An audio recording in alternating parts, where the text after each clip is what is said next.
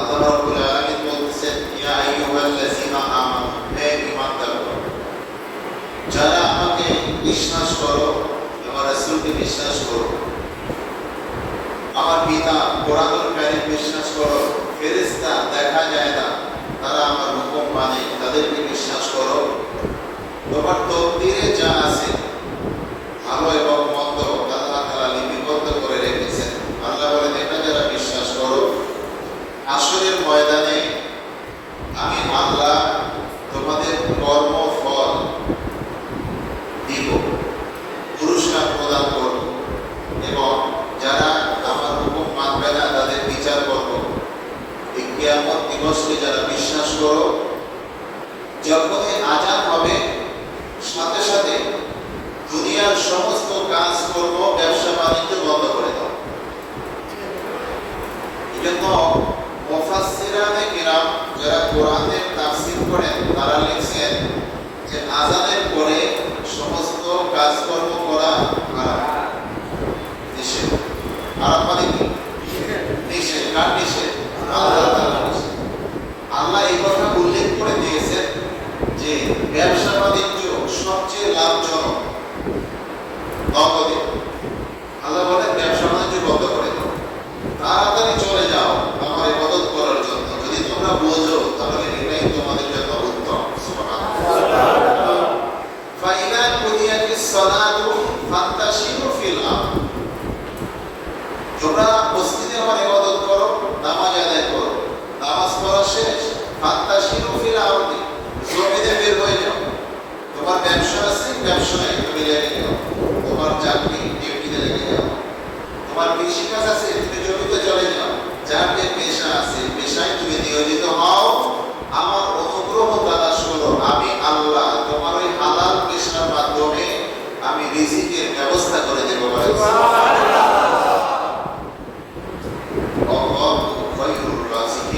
আল্লাহ বলেন, আমি আল্লাহ উত্তম রিজিক দাতা। বলেন সুবহানাল্লাহ। ইন্নাল্লাহা ইয়ারযুকু মান ইয়াশাউ বিগাইরি হিসাব, নিশ্চয়ই আমি আল্লাহ তাআলা অনেক মানুষকে এত রিজিক দিয়েছি তার কোনো সীমা নাই। সুবহানাল্লাহ। আল্লাহ তাআলার রিজিকের কোনো সীমা নাই। দুনিয়ার মানুষের কাছে চাইতে চাইতে, বারবার চাইলে আমরা অধৈর্য হই, তার উপরে রাগ করি যে আর কত দেব। বাদশার কাছেও চাইলে বাদশাহ রাগ করে, কতবার দেব, কত চাও।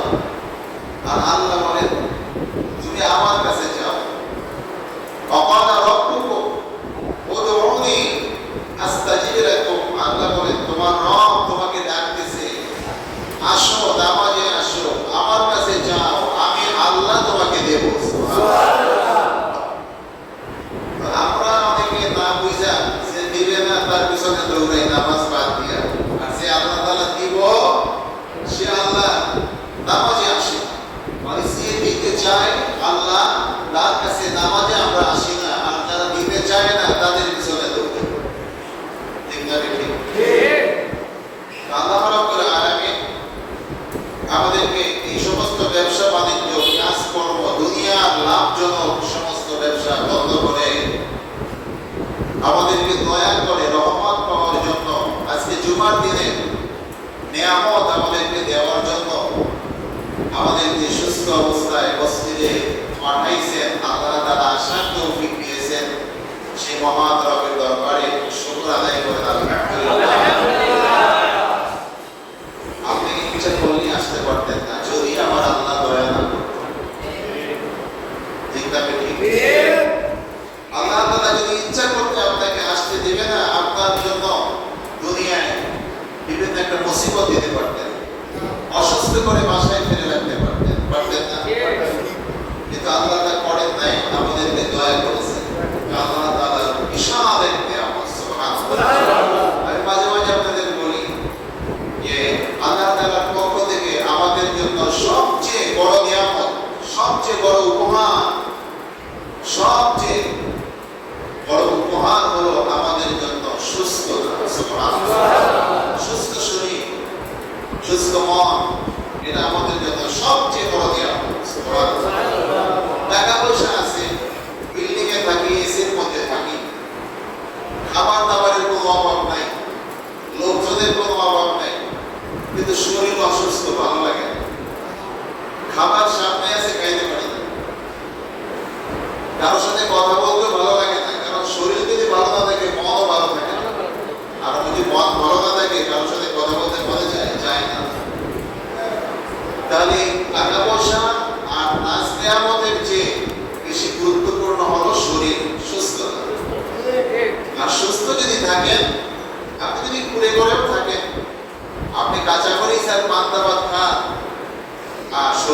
ভালো থাকে আপনার মনও ভালো থাকবে, মন ফ্রেশ থাকে, এটা আল্লাহ তাআলার সবচেয়ে বড় নিয়ামত বলেন সুবহানাল্লাহ।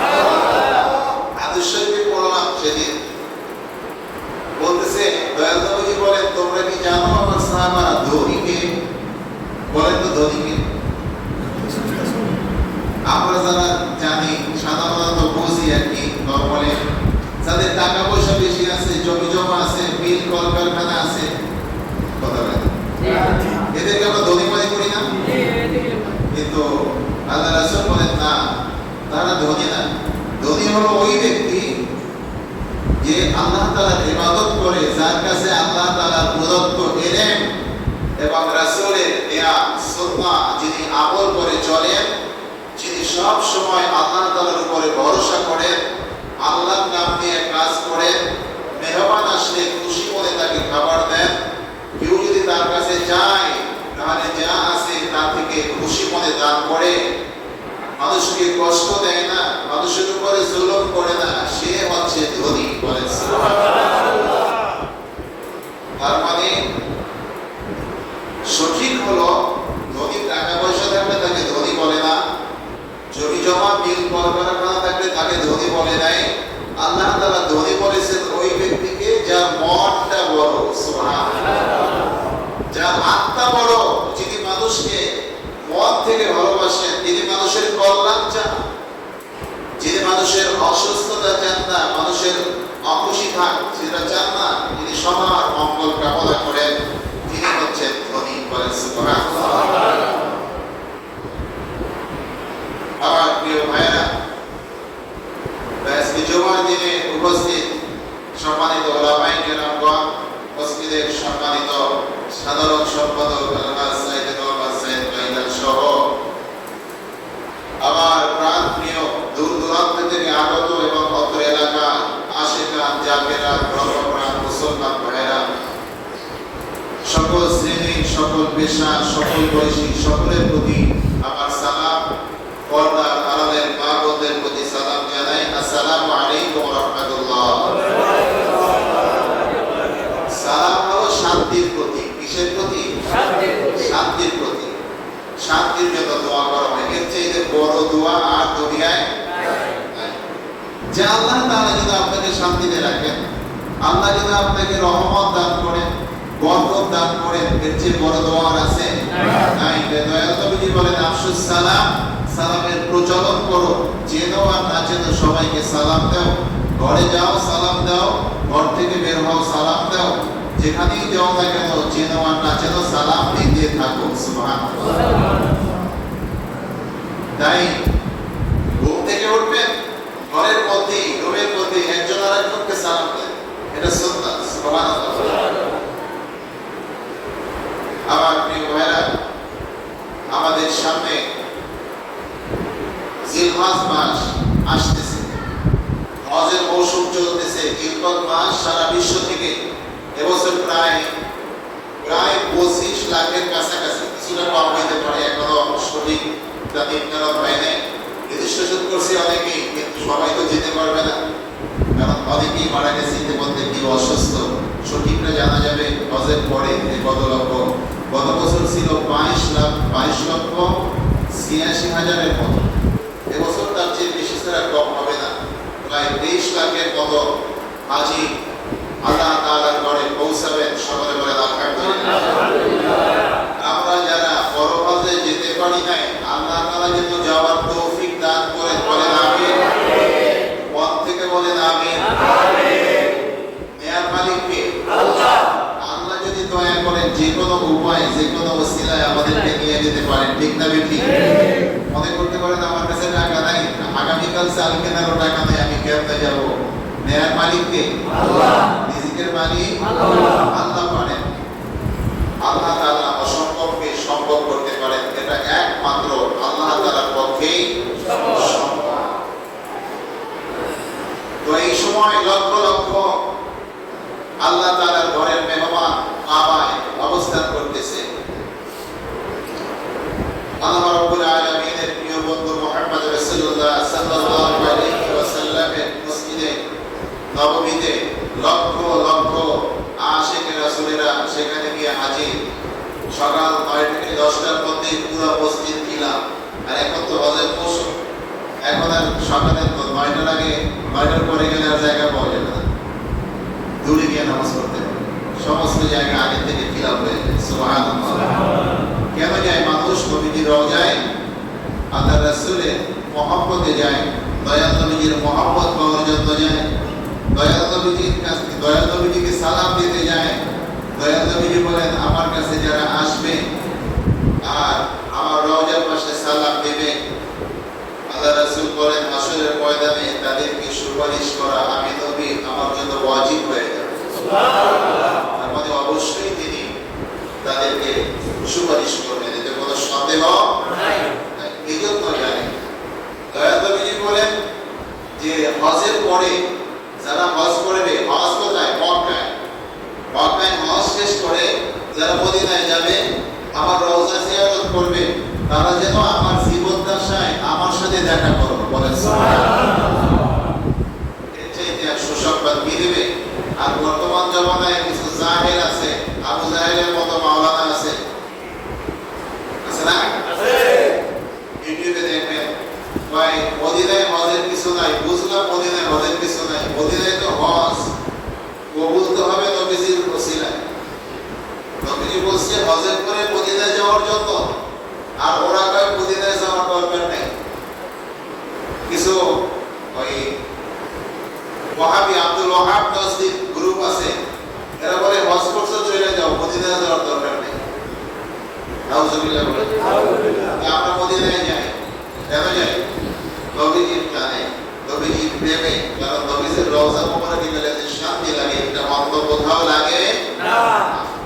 দয়াল নবীজি নিজেই বলেছেন যে হে আমার আল্লাহ, হে আমার রব, তুমি মক্কায় যতটা নিয়ামত দান করেছো, রহমত দিয়েছো, মদিনায় তার দ্বিগুণ রহমত দান করো। সুবহানাল্লাহ। প্রিয় ভাইরা আমার, সেই জিলহজ মাসে হজ অনুষ্ঠিত হবে।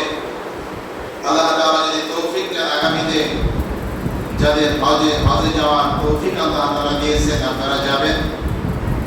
আমার জন্য দোয়া করবেন, আল্লাহ যদি আমাকে নেয় আমিও যাবো। আর আমার সাথে যারা যেতে চান আমার সাথে যোগাযোগ করবেন। নেয়ার মালিক কে? আল্লাহ। আল্লাহ যদি কবুল করেন আমরা যেতে পারবো ইনশাআল্লাহ। জিলহজ মাসের অন্যতম একটা আমল হলো কুরবানি করা। কি করা? কুরবানি করা। ফাসাল্লি লিরাব্বিকা ওয়ানহার। সুবহানাল্লাহ। আল্লাহ বলেন ফাসাল্লি, নামাজ কায়েম করতে হবে, লিরাব্বিকা ওয়ানহার, এবং রবের নামে কুরবানি করতে হবে। সুবহানাল্লাহ। এটা কার হুকুম? আল্লাহর হুকুম। কিন্তু কুরবানি করা হলো ওয়াজিব। কুরবানি করা কি? ওয়াজিব। কার জন্য ওয়াজিব? যাদের জন্য, যাদের উপরে যাকাত ওয়াজিব ফরজ হয়ে গেছে, তাদের জন্য কুরবানি করা কি? ওয়াজিব। কুরবানি করতেই হবে। অর্থাৎ যার কাছে থাকা খাওয়ার পরে উদ্ধৃত আপনার কাছে ৬০,০০০ টাকার মতো জমা থাকবে, তাদের জন্য কুরবানি করা ওয়াজিব।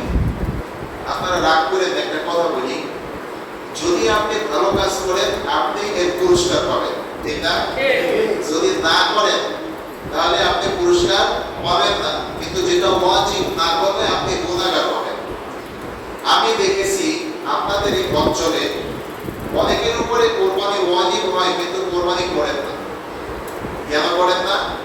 হয়তো ২০,০০০ টাকা খরচ হবে বা ৩০,০০০ টাকা খরচ হবে, এই ৩০,০০০ টাকা হারানোর ভয় আপনি কুরবানি করেন না।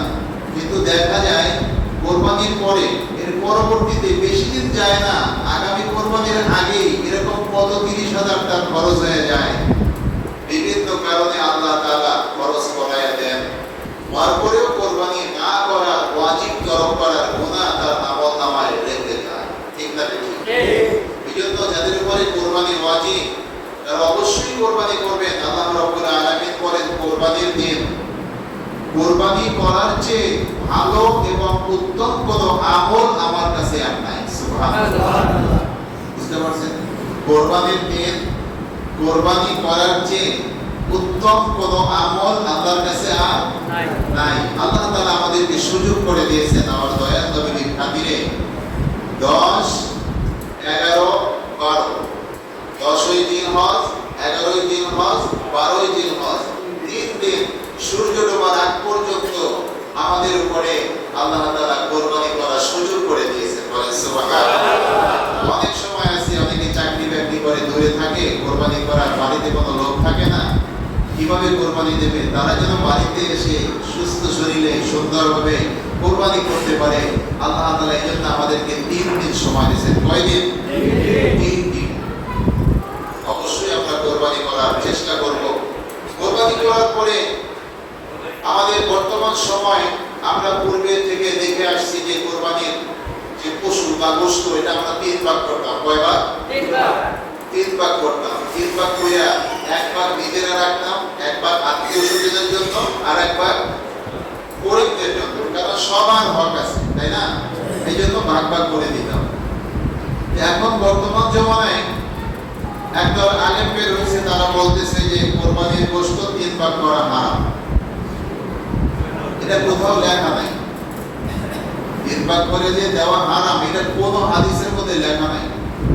3 ভাগ করে দিতে হবে, এটাও কিন্তু বাধ্যবাধকতা না। এটা হলো আমাদের সুবিধার জন্য, যে যেহেতু কোরবানির গোশত আমরা কোরবানি করলাম, গরিবদের একটা হক আছে, প্রতিবেশীর হক আছে, আত্মীয় স্বজনের হক আছে, নিজের পরিবারের লোকের একটা হক আছে। এই জন্য আমরা 3 ভাগ করে আমরা 3 দিকে আমরা দিলাম, নিজেরাও রাখলাম, আত্মীয় স্বজনদেরকে দিলাম, গরিবদেরকেও দিলাম। এখন এখান থেকে আপনি কম বেশি করতে পারবেন। দেখা গেল গরিব যারা আছে তাদের 1 ভাগ দিয়ে দিলাম, আত্মীয় স্বজন সংখ্যায় বেশি আছে, সেখানে আমার ভাগ থেকেও তাদের মধ্যে আরো কিছু দিয়ে দিলাম। এতে দোষের কিছু নাই।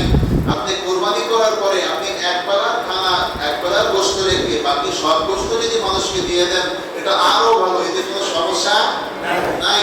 আবার দেখা গেল আপনি কোরবানি করার পরে আপনার ঘরের মধ্যে 25-30 জন মেহমান, আপনি খাসি কোরবানি দিয়েছেন একটা, এখন গরিবদের কিছু দিচ্ছেন, আর বাকি যদি কাউকে দিতে চান আপনার ঘরে যারা আছে তাদেরই হয় না, আপনি রান্না করে ঘরের মেহমানদেরকে খাওয়ান, ঘরে যারা আছে পরিবার তাদেরকে খাওয়ান, এতে কোনো দোষের কিছু নাই। কারণ পরিবারদের জন্য আগে রাখতে হবে, প্রতিবেশীদেরকে দিতে হবে, আত্মীয় স্বজনকে দিতে হবে পরিমাণ মতো। ঠিক না বেশি? কম বেশি করলে কোনো সমস্যা নাই। কিন্তু 3 ভাগ করে দিতেই হবে, না দিলে গুনাহ হবে, এটা বিশ্বাস করা যাবে না, এটা ঠিক না। কম বেশি করা যাবে, আবার 3 ভাগ করে দিলে হারাম হবে, এটাও ঠিক না, এটা ভুল কথা। এই জন্য আমরা যেন সঠিকভাবে এই বন্টনগুলো করি, এবং কোরবানির যে পশু যখন ক্রয় করব, এই কোরবানির পশু ক্রয় করার সময় আমাদের খেয়াল রাখতে হবে যে কেনার টাকাটা যেন হালাল হয়,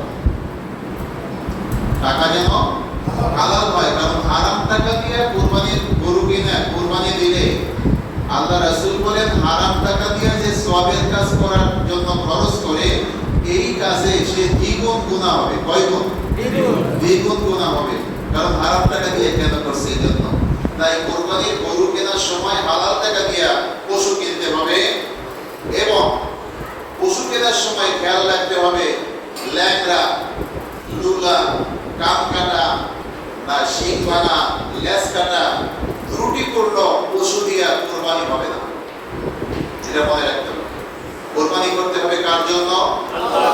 আল্লাহর জন্য, আল্লাহর খুশির জন্য। এই রব্বিকা ওয়ানহার, তোমার রবের জন্য কি করো? কোরবানি করো। এখন আপনি রবের জন্য ল্যাংড়া লুলা করবেন? আপনি দেখা গেল 1 লাখ টাকা একটা গরু কিনবেন, মোটামুটি ভালো গরু কেনা যায়, 20,000 টাকা বাঁচানোর জন্য আপনি কান কাটা গরু কিনছেন। আল্লাহ বলে যে গরু দিয়ে কোরবানি হবে না, লেজ কাটা দিয়েও হবে না, শিং ভাঙা এটা দিয়েও হবে না। আর গরুর বয়স হতে হবে 2 বছর। কয় বছর? কমপক্ষে 2 বছর। আর বকরি বা ভেড়া, দুম্বা এগুলোর বয়স হতে হবে 1 বছর। এখানে আরেকটা শর্ত দিয়ে দিয়েছেন দয়াল নবী কি, যে 6 বছরের ভেড়া, দুম্বা বা বকরির বাচ্চা যদি 1 বছরের বাচ্চার মতো রুষ্টপুষ্ট দেখা যায়, স্বাস্থ্য ভালো থাকে, তাহলে তোমরা তা দিয়েও কোরবানি করতে পারো, তো অসুবিধার কিছু নাই। কিন্তু ত্রুটিপূর্ণ কোনো পশু দিয়ে কোরবানি করা যাবে না। আর এরপরে এর আরো মাসলা আছে, আল্লাহ যদি দয়া করেন আগামী জুমায় বলবো, আল্লাহ যদি বাঁচিয়ে রাখেন ইনশাআল্লাহ। মানে কোরবানি করার জন্য কি কি আমাদের দরকার? প্রথমত কোরবানি করার মতো মতো নিসাব পরিমাণ মাল থাকতে হবে, টাকা থাকতে হবে। 2 নম্বরে হলো হালাল টাকা হতে হবে, হারাম টাকা দিয়ে পশু কেনা যাবে না। 3 নম্বরে হলো পশু ত্রুটিপূর্ণ হওয়া যাবে না, সুস্থ সবল পশু কিনতে হবে। আমাদের বর্তমানে একটা সমস্যা আছে, সমস্যা কি জানেন? কোরবানির পশুর দাম কেউ জিজ্ঞাসা করবেন না, এটা অপরাধ, এটা গুনাহ, দাম জিজ্ঞেস করা যাবে না। গোশের হিসাব করে কোরবানির পশু কেনা যাবে না, যে কষাই নিয়ে গেলাম কয় মন কষ্ট হয় দেখো, সেই হিসাব করে কেনবো না, এটা অপরাধ, এটা অন্যায়। কোরবানির পশু কিনতে হবে খুশি মনে আল্লাহ তাআলার জন্য। এখানে গোশত কয় কেজি হবে, কারে কয় কেজি দেবো, ফ্রিজের একটা নতুন কিনতে হবে, গরু একদম মানে গোশ একদম বেশি বাড়াই কিনবো, এটা কোরবানি না, এটা হলো গোশত খাওয়া। এটা কোরবানির গরু কিনতে হবে একমাত্র আল্লাহর তাআলা খুশি করার জন্য, যে আমি একটা সুস্থ সবল শক্তিশালী একটা গাড়ি কিনবো অথবা একটা বকরি কিনবো বা একটা গরু কিনবো যাতে আল্লাহ তাআলা খুশি হয়। এটা কয় টাকা লাগলো, 10,000 বেশি না 10,000 কম, এইটা বিষয় না। টাকার হিসাব করা যাবে না, আর গোশেরও হিসাব করা যাবে না। এটা যদি করেন তাহলে আপনি গুনাহ করবেন, আপনার কুরবানি হবে। নিয়ত করতে হবে কার জন্য? একমাত্র আল্লাহর জন্য। এরপরে কোরবানির গোশ মাপাও ঠিক না, আপনি ভাগ করে করে সেইভাবে দিয়ে দেন, এটা হলো উত্তম। এটা আমাদের খেয়াল রাখতে হবে। আর একটা সমস্যা আমাদের জমিনে আছে, আমাদের এলাকায়, সেটা হলো যে কোরবানির গোশত যারা বানায় মানে গোশ কাটে যারা, এখন কষাই দিয়ে অনেকেই কাটে, টাকা দিয়ে অসুবিধা নেই, কিন্তু এলাকার অনেকেই কাটে, কাটার পরে ওই গোশত দিয়ে আবার তাদেরকে পারিশ্রমিক দেয়, আছে না? এইটা করলে কোরবানি হবে না। আমি সতর্ক করে দিলাম, জানাই দিলাম, যদি আপনি কোরবানির গোশত দিয়া পারিশ্রমিক দেন তাহলে আপনার কোরবানি হবে না। 1, 2, 3, 4, 5, 6, 7 ভাগ পর্যন্ত একটা গরুতে বা গাভীতে আপনি কোরবানি নিতে পারবেন, এটা জায়েজ আছে যাদের টাকা কম আছে। এই 7 জনের মধ্যে সবার টাকা হালাল হতে হবে, সুদখোর আর ঘুষখোর এদের সাথে নিয়ে যদি কোরবানি দেন তাহলে কিন্তু কোরবানি হবে না। এর আগে থেকে চিন্তা ভাবনা করে কোরবানি দেবেন, টাকাও খরচ করবেন, কষ্ট করবেন, কিন্তু কোরবানি হইল না, তাহলে লাভ কি? তার চেয়ে আপনার কাছে যেটুকু টাকা আছে এই দিয়ে একটা ভালো খাসি কেনেন, খাসি কিনে কোরবানি দেন, তাও আপনার জন্য আল্লাহ তাআলার দরবারে গ্রহণযোগ্যতা আছে। কিন্তু আপনি যদি মাছ বিচার না করে যার তার সাথে আপনি কোরবানি করেন তাহলে কিন্তু কোরবানি হবে না। কারণ কোরবানি দিতে হবে কার জন্য? কোন টাকা দিয়া? আল্লাহর টাকা দিয়া। আল্লাহ তাআলা যেন আমাদের সবাইকে এর উপরে আমল করে চলার তৌফিক দেন, বলেন আমিন। দুরূদ শরীফ পড়েন, আল্লাহুম্মা সাল্লি